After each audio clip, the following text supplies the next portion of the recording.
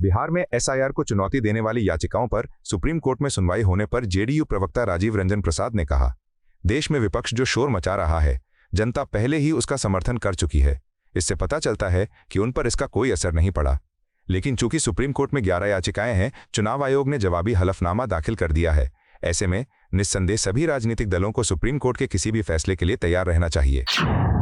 SIR को लेकर के जो पूरे देश में विपक्ष ने शोर शराबा फैलाया है, जनता ने तो स्पष्ट तौर पर एसआईआर को जो जन समर्थन दिया है उससे स्पष्ट है कि विपक्ष के आरोपों का कोई असर जनता पर नहीं हुआ। लेकिन अब चूंकि ये 11 याचिकाएं ऑनरेबल सुप्रीम कोर्ट के समक्ष विचाराधीन है, ईसीआई ने अपना काउंटर एफिडेविट भी जमा कर दिया है। वैसी स्थिति में निस्संदेह ऑनरेबल सुप्रीम कोर्ट के जो भी निर्देश होंगे उसका पालन करने के लिए सभी पॉलिटिकल पार्टीज को खुले मन से तैयार रहना चाहिए। जिस तरह से नाम कटने की बात हुई थी कि नाम कट गए हैं, बहुत सारे जो गायब हैं, वो बता रहे थे कि जैसे चुनाव आयोग ने कहा था कि 1 लाख लोग लापता हैं। देखिए, अब तो ईसीआई ने ये कहा है कि आपत्तियां दर्ज करने का जो समय है उसमें जिन लोगों के भी नाम कटने की बात है वो अंतिम तौर पर मतदाता सूची से नहीं कटेंगे जब तक कि उनकी जो आपत्तियां हैं उनको सुन नहीं ली जाए। इसलिए अभी इन कयासों का कोई औचित्य नहीं है। बिहार में एसआईआर को चुनौती देने वाली याचिकाओं पर सुप्रीम कोर्ट में सुनवाई होने पर पूर्णिया से निर्दलीय सांसद पप्पू यादव कहते हैं, यह सब जल्दबाजी में किया जा रहा है। इससे पता चलता है कि चुनाव आयोग हताश है, वे भाजपा को सत्ता देने के लिए पागल हो रहे हैं। सुप्रीम कोर्ट के फैसले से पहले वे हताश हैं। उनके अनुसार 92% फॉर्म प्राप्त हुए थे। मैं इसकी प्रामाणिकता पर सवाल उठाता हूं। अब भरोसा सिर्फ सुप्रीम कोर्ट पर है। लड़ाई लंबी है। ये लोकतंत्र और संविधान के लिए खतरा है। ये जल्दीबाजी दिखता है, ये बताता है कि फ्रस्ट्रेशन में चुनाव आयोग बीजेपी को सत्ता दिलाने के लिए पागल हो चुके हैं। सर्वोच्च न्यायालय के निर्णय के पहले इतना बाप बाप करना,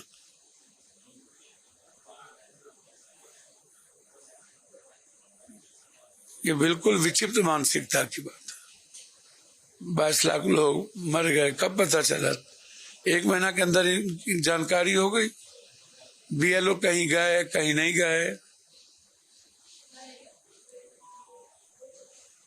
3 हिस्सा बाहर से घिरे हैं, 3 करोड़ लोग बाहर हैं, 7 लाख का पता चल गया, 92% फॉर्म आ गए। तो फॉर्म की ऑथेंटिसिटी पर मेरा सवाल है, उसके सिग्नेचर पर सवाल है। ये फॉर्म बीएलओ ने भर के दे दिया या संस्था जिसको बेनिफिट देना चाहती है उनसे इन लोगों ने काम करवा लिया। इसलिए अब भरोसा सिर्फ सर्वोच्च न्यायालय पर है। लड़ाई बहुत बड़ी है। सारी संस्थाएं को डरा करके जिस तरीके से अपने ऑफिस बेयरर के तरह वो काम करवा रही है, यह डेमोक्रेसी और संविधान के लिए खतरा है। संसद के मानसून सत्र में ऑपरेशन सिंदूर पर चर्चा के दौरान समाजवादी पार्टी प्रमुख अखिलेश यादव ने कहा, 2 मुद्दे हैं। हम सशस्त्र बलों को उनके साहस और वीरता के लिए बधाई देते हैं। अगर उन्हें इजाजत होती तो वे पीओके पर कब्जा कर लेते। जहां तक पहलगाम का सवाल है, वहां पहले एक और हमला हुआ था। हमें अभी भी इन दोनों हमलों की जानकारी नहीं मिली है। सवाल यह है कि भाजपा शासन में ऐसे हमले क्यों हो रहे हैं? वे आतंकवादी कहाँ हैं? इसका जवाब तो सरकार ही दे सकती है। पहले तो ये आपको स्वीकार करना चाहिए, 2 अलग विषय हैं। सिंदूर ऑपरेशन में फौज के साहस का, फौज की बहादुरी का, फौज के पराक्रम का उनको हम बधाई देते हैं कि जिन परिस्थितियों में उन्होंने मुकाबला किया, और उन्हें अगर और मौका मिलता तो हो सकता था पीओके भी वो ले लेते। जहाँ तक पहलगांव का सवाल है, जब चर्चा पहलगांव पर होगी, उससे पहले भी ये घटना हुई है, आखिरकार उसकी भी जानकारी अभी जनता को नहीं मिली है। और आप तो जागरूक लोग हैं। पहलगांव में क्या हुआ और उससे पहले जो हमारे जवान शहीद हुए थे उसकी भी जानकारी और सच्चाई अभी तक नहीं मिली। तो आखिरकार आतंकवाद और आतंकवादी घटनाएं बार बार क्यों हो रही बीजेपी की सरकार में, सवाल तो यही है। और फिर अगर घटना पहलगांव की हुई तो जो टेररिस्ट थे वो आसमान खा गया उन्हें, क्या जमीन खा गई उसको? आखिरकार वो टेररिस्ट कहाँ हैं? उनको पकड़ना, उनके बारे में जानकारी होना, इस सरकार को जवाब देना है कि सरकार इस पे जवाब दे सकती है। लेकिन पी चिदम्बरम का जिस तरह का बयान आया है कि इस बात के क्या सबूत हैं कि वो आतंकवादी जो पहलगाम हमला हुआ था वो पाकिस्तान से आए थे, इस पे सरकार ही जवाब दे सकती है। और कांग्रेस भी दिल्ली की सरकार में रही है तो वो पूछ सकते हैं, उनके स्रोत होंगे, उनकी जानकारी होगी। कांग्रेस नेता पी चिदम्बरम के बयान पर भाजपा सांसद संजय जायसवाल ने कहा, पी चिदम्बरम का बयान सिर्फ राजनीति करने का एक माध्यम है। अगर उन्हें सच में सवाल पूछना है तो वे राज्यसभा में क्यों नहीं पूछते? जब संसद सत्र चल रहा है तब बहस का मंच सदन होना चाहिए, न कि मीडिया के सामने बयानबाजी। भारत सरकार लोकतंत्र में विश्वास रखती है और लोकसभा में उनके हर सवाल का तथ्यपूर्ण जवाब देने को तैयार है। विपक्ष को चाहिए कि वे संसद की गरिमा बनाए रखें और चर्चा के लिए उपलब्ध मंच का इस्तेमाल करें। देश को गुमराह करने की कोशिश अब नहीं। विगत दिनों में जो कुछ भी ऑपरेशन सिंदूर में हुआ यह पूरे देश के लिए गर्व की बात है और पूरा देश गौरवान्वित है। इसमें जो लोग सोच रहे हैं कि कुछ राजनीतिक रोटियां सेकेंगे, 7 दिन से बहाना करके नहीं चलने देना, उन्हें अच्छे से पता था कि माननीय प्रधानमंत्री जी का विदेश दौरा यह करीब 1 महीने पहले से था और बहुत ही महत्वपूर्ण दौरा है, क्योंकि FTA हो जाने के कारण आज भारत को एक बहुत बड़ा बाजार न केवल इंग्लैंड बल्कि पूरे यूरोप में मिला है। तो जानबूझ के भाग रहे थे। उम्मीद करता हूं कि आज जब सरकार की तरफ से जवाब आएगा तब ऑपोजिशन पार्लियामेंट छोड़ के नहीं भागेगा। पी चिदम्बरम के हर सवाल वहां पे पूछें, वो बाहर क्यों पूछ रहे हैं? आज से जब चर्चा शुरू है तो ईश्वर ने पी चिदम्बरम को भी मुंह दिया है। वो अभी राज्यसभा के एक सम्मानित सदस्य हैं। राज्यसभा में कल से जब चर्चा होगी वो प्रश्न पूछेंगे और अगर वो नहीं पूछ सकते हैं तो आज ठीक है, उनके नेताजी को कितना ज्ञान है भगवान जाने, लेकिन अपने नेताजी को बोले, नेता विरोधी दल को, कि आज उनके प्रश्न पूछें। उनके हर प्रश्न का जवाब लोकसभा के पटल पे शान से भारत सरकार देगी। समाजवादी पार्टी सांसद डिंपल यादव के खिलाफ अपमानजनक टिप्पणी के विरोध में प्रदर्शन के दौरान भाजपा सांसद कमलजीत सहरावत ने कहा, डिंपल यादव एक विपक्षी दल के बड़े नेता की पत्नी है। मौलाना साजिद रशीदी की अपमानजनक टिप्पणी सुनने के बाद विपक्ष अखिलेश यादव का चुप रहना आश्चर्यजनक है। विरोध होना चाहिए था, हम विरोध कर रहे हैं, टिप्पणी निंदनीय है। डिंपल यादव जी विपक्ष के एक सहयोगी दल के बड़े नेता की खुद सांसद पत्नी है।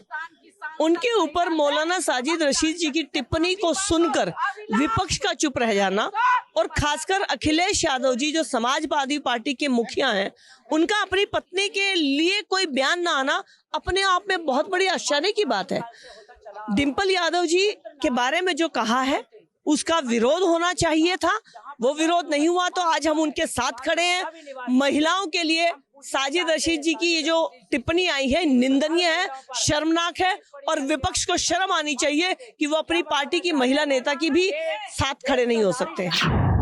पहलगाम हमले पर कांग्रेस नेता पी चिदम्बरम की आप यह क्यों मान लेते हैं कि वे पाकिस्तान से आए थे टिप्पणी पर भाजपा सांसद अनुराग ठाकुर ने कहा, जब आतंकी हमलों की बात आती है तो राहुल गांधी के नेतृत्व वाले कांग्रेस नेता पाकिस्तान द्वारा घटना पर अपना तर्क पेश करने से पहले ही उसका पक्ष लेना शुरू कर देते हैं। ये टिप्पणी इसका एक और उदाहरण है। वे भारतीय सेना से सबूत मांग रहे हैं। जब आतंकवादी हमलों की बात आती है तो पाकिस्तान दलील नहीं दे पाता, लेकिन उससे पहले राहुल ऑक्युपाइड कांग्रेस के नेता पाकिस्तान का पक्ष रखने के लिए तैयार खड़े हो जाते हैं। एक बार फिर उदाहरण सामने आया है कि भारत की सेनाओं के उनसे सबूत मांगे जाते हैं, डोजियर तैयार करने के लिए कहा जाता है और दूसरी ओर पाकिस्तान को निर्दोष पहले ही साबित करने का काम राहुल ऑक्युपाइड कांग्रेस के नेता करते हैं। मैं इतना ही कहूँगा, भारत डोजियर नहीं डोज देगा। अब सबूत नहीं ताबूत आतंकवादियों को देगा। और जो लोग भारतीय सेनाओं पर प्रश्न चिन्ह खड़ा करते हैं, मैं इतना ही कहूँगा, जो कहते थे ब्लीड विद 1000 कट्स, गजवाए हिंद की जो सोच रख के चलते थे, हजारों साल तक लड़ने की जो बात करते थे, वो 48 घंटे भी भारतीय सेना का सामना नहीं कर पाए। इसलिए कांग्रेसी नेताओं से इतना ही कहूंगा कि गिरेबान में झांकें। 26/11 के हमले के बाद वो अपना मुंह नहीं खोल पाए थे, शर्मिल शेख में जाकर भारत को शर्मसार करने का काम किया था, और आज फिर एक बार ऐसे बयानों से भारत को शर्मसार करते हैं। वो पाकिस्तान की आलोचना, उन पे आरोप लगाने की बजाय भारतीय सेनाओं पर, भारत सरकार पर प्रश्न चिन्ह खड़ा करते हैं। ये कांग्रेस की ओछी मानसिकता और भारत विरोधी मानसिकता स्पष्ट दिखती है। संसद के मानसून सत्र में ऑपरेशन सिंदूर पर चर्चा के दौरान कांग्रेस नेता प्रमोद तिवारी ने कहा, हम अपने 4 सवालों के जवाब चाहते हैं। सरकार आतंकवादियों के खिलाफ कार्रवाई करने में असमर्थ रही है। वे कहां से आए थे? वे कौन थे? ट्रंप ने युद्ध विराम की बात 25 बार दोहराई। हम सरकार से स्पष्टीकरण चाहते हैं।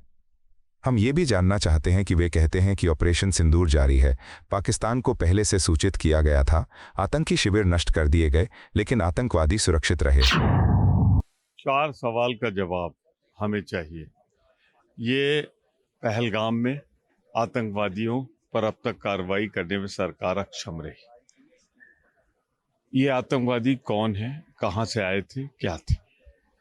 ऑपरेशन सिंदूर जब हमारे वीर जवान नया इतिहास लिख रहे थे, अशोकगाथा लिख रहे थे, तो जैसा ट्रंप ने कहा 25वीं बार कि उन्होंने सीज फायर कराया, इस पर सरकार का स्पष्टीकरण।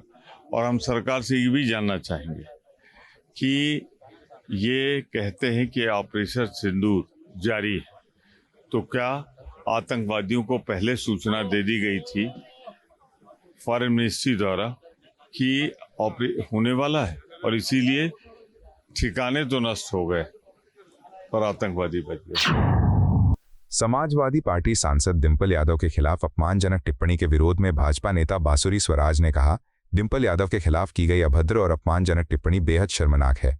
एक महिला नेता के प्रति इस तरह की भाषा न केवल अशोभनीय है, बल्कि समाज में गलत संदेश भी देती है। दुख की बात यह है कि इस पर विपक्ष और स्वयं अखिलेश यादव मौन है। क्या तुष्टीकरण की राजनीति इतनी हावी हो गई है कि अब नैतिकता और मर्यादा के सवाल पर भी चुप्पी साध ली जाए? महिलाओं का सम्मान राजनीति से ऊपर है।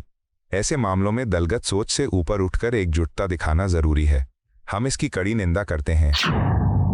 कितनी ज्यादा शर्मसार करने वाला बयान और इतनी अभद्र टिप्पणी करी गई माननीय सांसद डिंपल यादव जी के खिलाफ, और पूरा का पूरा विपक्ष, खुद डिंपल यादव जी के पतिदेव माननीय सांसद अखिलेश यादव जी और उनकी पूरी पार्टी मौन धारे हुए है।